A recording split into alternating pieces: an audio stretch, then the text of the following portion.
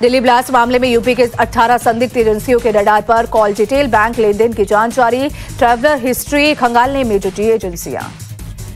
Delhi blast मामले में action में यूपी एटीएस, सहारनपुर, शामली, मेरठ में संदिग्धों से पूछताछ जारी, एजेंसियों के रडार पर आदिल के नजदीकी। डॉक्टर आदिल की शादी में शामिल लोगों से होगी पूछताछ, आदिल की शादी का कार्ड भी आया सामने। 4 अक्टूबर को कश्मीर में डॉक्टर रुकैया से हुई थी शादी। डॉक्टर शाहीन के लखनऊ आने पर जांच तेज, लखनऊ में स्लीपर सेल मॉड्यूल से मिलने का शक, शाहीन से जुड़े कई ठिकानों पर ताबड़तोड़ रेड। जैश के महिला कमांडर के तौर पर थी एक्टिव, अगस्त महीने में लखनऊ पहुंची थी डॉक्टर शाहीन।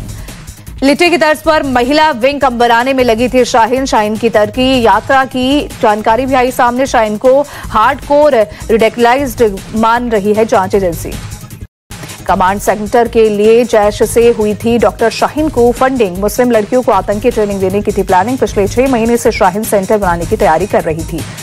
शाहीन को जैश ने दिया था मैडम सर्जन का कोड, शाहीन के मिशन का नाम था ऑपरेशन हमदर्द।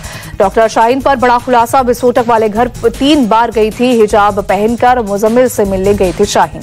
डॉक्टर शाहीन के भाई डॉक्टर परवेज को लखनऊ से दिल्ली लाया गया, परवेज और डॉक्टर शाहीन की आमने सामने होगी पूछताछ।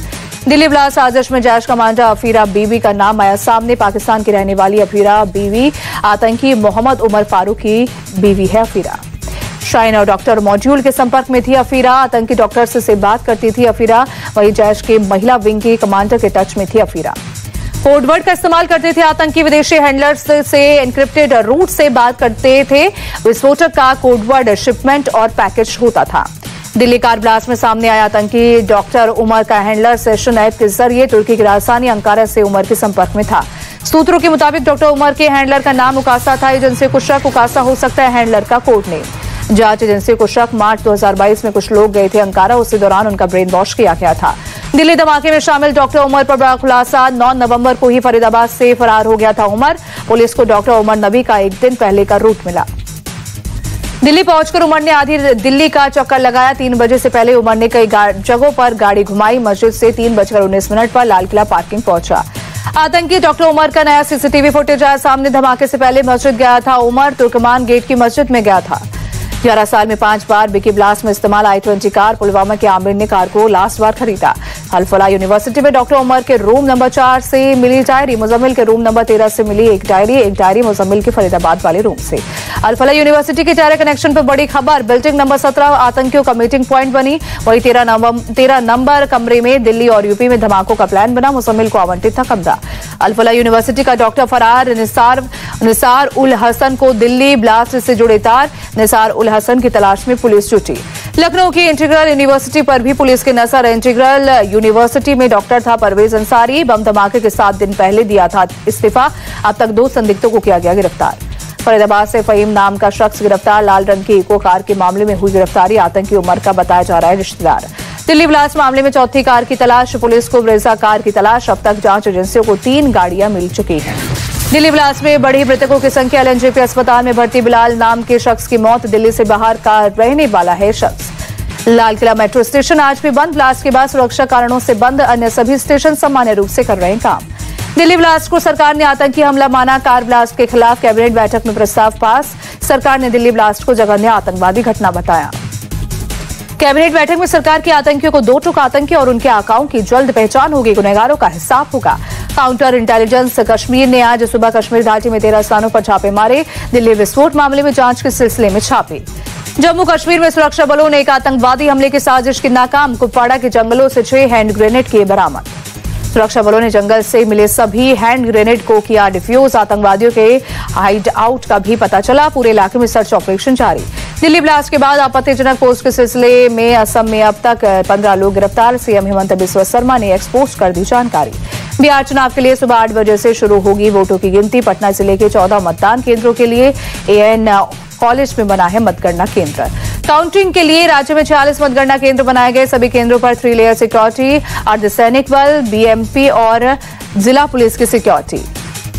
बिहार के रोहतास में ईवीएम स्ट्रांग रूम के बाहर हंगामा, चीन का खाली बक्सा लदा ट्रक स्ट्रांग रूम परिसर में जाने पर हंगामा, आरजेडी उम्मीदवारों ने सीसीटीवी खराब होने की शिकायत की।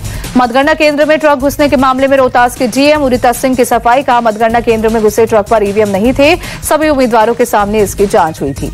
रोहतास के डीएम ने चिनारी के निर्वाचित पदाधिकारी ललित भूषण रंजन से मांगा स्पष्टीकरण, मतगणना केंद्र में घुसे ट्रक प्रकरण पर मांगी सफाई। रिजल्ट के पहले पटना में जेएनयू दफ्तर के बाहर लगा पोस्टर में नीतीश की तस्वीर के साथ लिखा, टाइगर अब जिंदा है। पटना में जेएनयू के जवाब में आरजेडी ने लगाया पोस्टर, अलविदा चाचा का लगाया पोस्टर। रिजल्ट को लेकर बिहार बीजेपी प्रदेश अध्यक्ष दिलीप जायसवाल बोले, जब सत्ता विरोध लहर होती है तो मतगणना और मतदाता उत्साह में वोट डालने नहीं जाते। एनडीए सरकार फिर से सत्ता में आ रही है। रिजल्ट के पहले गिरिराज सिंह का लालू तेजस्वी पर निशाना, कहा उन लोगों ने ना गरीब की मदद की और ना ही यादव की। जनशक्ति जनता दल चीफ तेज प्रताप ने महुआ सीट से जीत का जताया भरोसा, कहा मैं एग्जिट पोल पर विश्वास नहीं करता। बिहार रिजल्ट पर आप नेता संजय सिंह बोले, 80 लाख वोट बिहार में चोरी हुए हैं, इसका बहुत व्यापक असर इस चुनाव पर पड़ेगा। असम में भगवान बिरसा मुंडा की 150वीं जयंती के उपलक्ष्य में वॉकथॉन आयोजित, कार्बी आंगलोंग में हुए वॉकथॉन में असम विधानसभा के उपाध्यक्ष नोमाल मोमिन भी हुए शामिल। अहमदाबाद में इंटरनेशनल बुक फेस्टिवल का आगाज, केंद्रीय मंत्री धर्मेंद्र प्रधान और गुजरात के सीएम भूपेंद्र पटेल शामिल हुए। सुबह में इंडिया गेट और कर्तव्य पथ के आसपास AQI 396 दर से सुबह में पूरे इलाके में सहरीली धुंध की घनी बरत छाई। कटक में बाली यात्रा मेला के दौरान एक जांच व्हील में खराबी से 8 लोग 30 फीट की ऊंचाई पर फंसे, फायर फाइटर्स ने क्रेन की मदद से किया रेस्क्यू। केरल के आलपुझा में पिकअप वैन पर गिरा फ्लाईओवर का गर्डर, हादसे की चपेट में आकर पिकअप वैन के ड्राइवर की गई जान। पंजाब के अमृतसर में पुलिस और बदमाशों के बीच मुठभेड़, एक बदमाश को लगी गोली, 2 बदमाश गिरफ्तार, एक फरार। चेकिंग के दौरान बदमाशों ने पुलिस के रोकने पर की फायरिंग, पुलिस की जवाबी कार्रवाई में एक बदमाश के पैर में लगी गोली, एक पिस्टल बरामद। पंजाब के डेराबस्सी में पुलिस और अपराधियों के बीच एनकाउंटर, पुलिस से लॉरेंस बिश्नोई गैंग से जुड़े 2 गैंगस्टरों को किया गिरफ्तार। अक्टूबर में 0.25% रही रिटेल महंगाई, रोजमर्रा की चीजें हुई सस्ती, जीएसटी कम करने का दिखा असर। केंद्र सरकार ने क्रेडिट गारंटी स्कीम को दी मंजूरी, एक्सपोर्टर्स को बिना गारंटी के मिलेगा लोन। स्पाइसजेट ने तीसरी तिमाही के नतीजे किए जारी, घाटा 35% से बढ़कर 621 करोड़ पहुंचा, कंपनी का रेवेन्यू 13% घटा।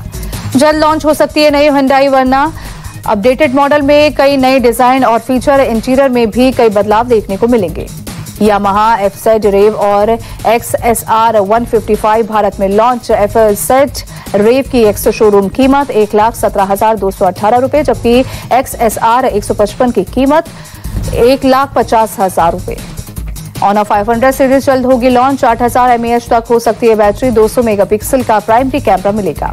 इस्लामाबाद में हुए धमाके के बाद 8 श्रीलंकाई खिलाड़ी स्वदेश लौटे, रावलपिंडी में खेला जाने वाला दूसरा वनडे मैच रद्द हुआ। इस्लामाबाद में बम फटने से खौफ में खिलाड़ी, जिम्बाब्वे के साथ होने वाली त्रिकोणीय सीरीज पर भी पड़ सकता है असर। 2009 में श्रीलंकाई क्रिकेट टीम की बस पर हुआ था आतंकी हमला। कोलकाता टेस्ट में बतौर बल्लेबाज खेल सकते हैं ध्रुव जुरेल, ऑलराउंडर नीतीश कुमार रेड्डी को पहले टेस्ट के लिए रिलीज किया गया। दक्षिण अफ्रीका के खिलाफ शुरू हो रही है टेस्ट सीरीज से पहले टीम इंडिया ने जमकर किया अभ्यास, नेट्स पर खिलाड़ियों ने बहाया पसीना।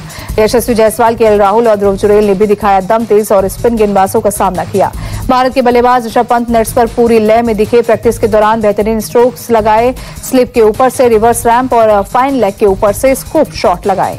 साउथ अफ्रीका के पूर्व क्रिकेटर हाशिम अमला का बड़ा बयान, कहा गेंदबाजी में भारत और दक्षिण अफ्रीका काफी करीब बल्लेबाजों की कड़ी परीक्षा होगी।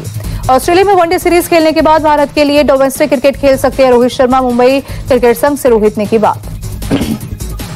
इंटरनेशनल क्रिकेट काउंसिल ने नई रैंकिंग जारी की, वनडे बैटिंग रैंकिंग में रोहित शर्मा की बादशाहत बरकरार।